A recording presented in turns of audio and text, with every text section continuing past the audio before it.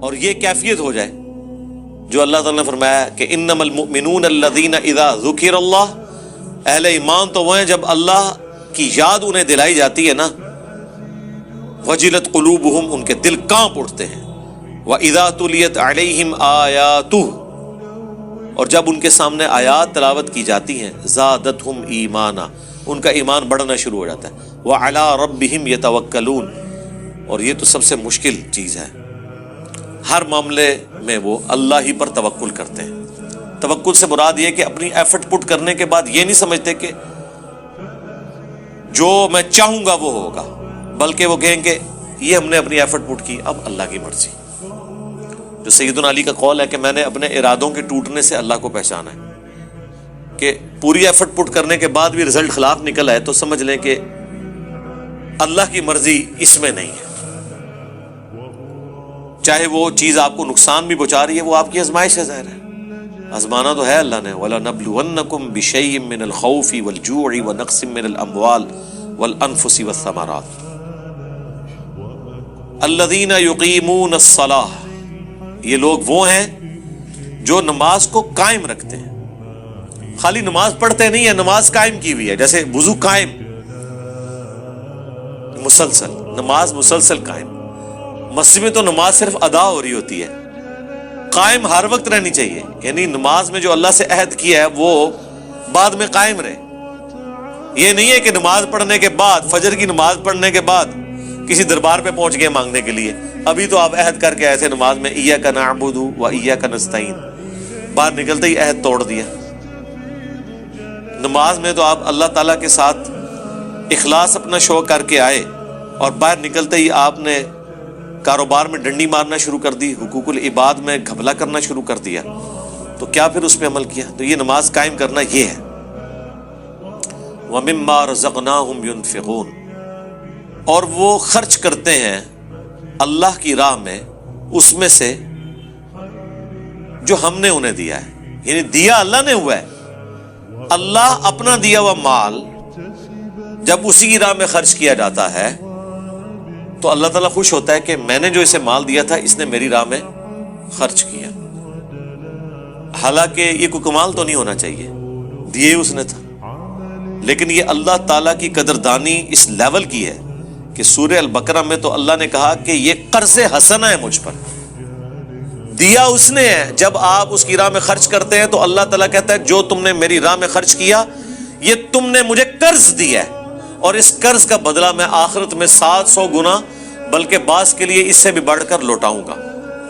اتنا کوئی قدر کرنے والا ہے کہ دیا ہوا اس کا اسی کو لوٹایا جائے، جس سے لے کے اسے لوٹایا جا رہا ہے وہ کہہ رہا ہے کہ بس یہ جو تو نے مجھے واپس کیا نا، میرا دیا ہوا مال، یہ گویا میرے ذمہ قرض ہوا، میں تمہیں واپس کروں گا، اور اتنا نہیں 700 گنا وہ اللہ کے ڈیوائن بینک میں جمع ہے، آخرت میں ملے گا کسی بھی شخص کے اخلاص کے مطابق۔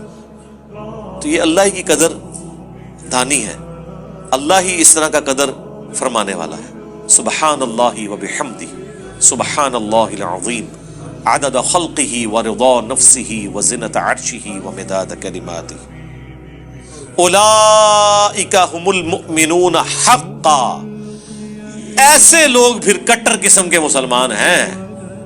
ہاں جی، کٹر وابی تے کٹر سنی تے کٹر شیعہ اور کٹر مؤمن۔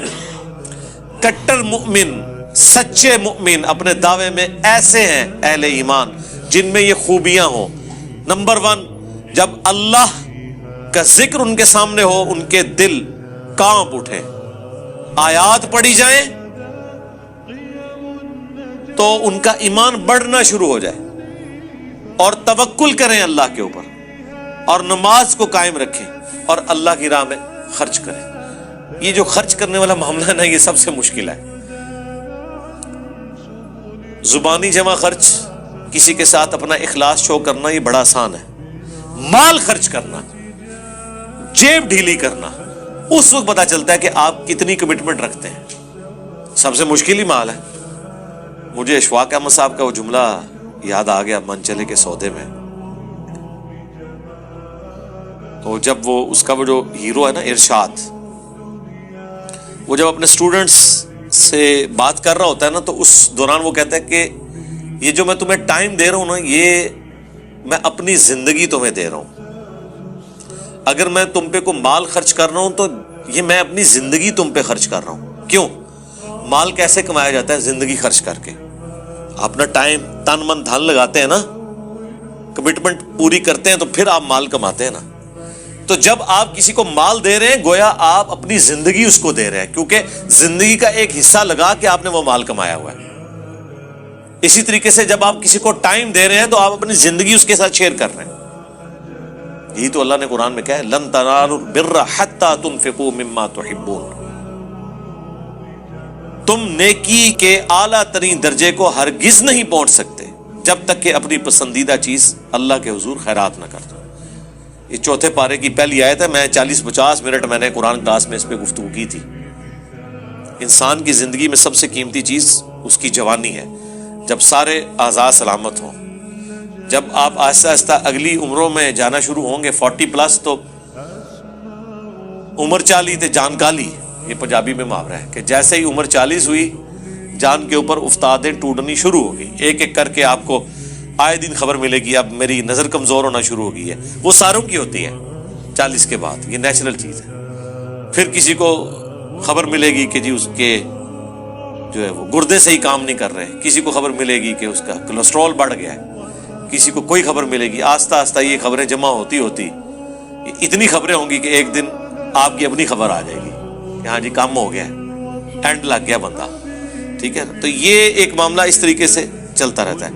اللہ تعالیٰ فرما رہے کہ اہل ایمان کی یہ نشانی ہے کہ ان کے اندر یہ خوبیاں پائی جاتی ہیں۔ جو لوگ یہ خوبیوں کے حامل ہیں نا، ایمان ان کا بڑھتا ہے آیات سننے سے، اللہ کے ذکر سے کانپ اٹھتے ہیں، اپنے رب پہ توکل کرتے ہیں، نماز قائم رکھتے ہیں اور اللہ کی راہ میں خرچ کرتے ہیں۔ اولئک هم المؤمنون حقا، ایسے لوگ حقیقتاً جو مؤمن ہیں نا، سچے مومن وہ ہیں۔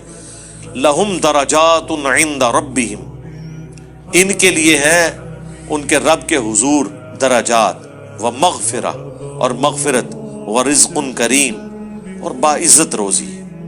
آخرت کی جو ہمیشہ کی زندگی ہے وہ ایسے لوگوں کا مقدر ہونے والی ہے۔ اللہم اجعلنا منہم مع النبیین والصدیقین والشہداء والصالحین۔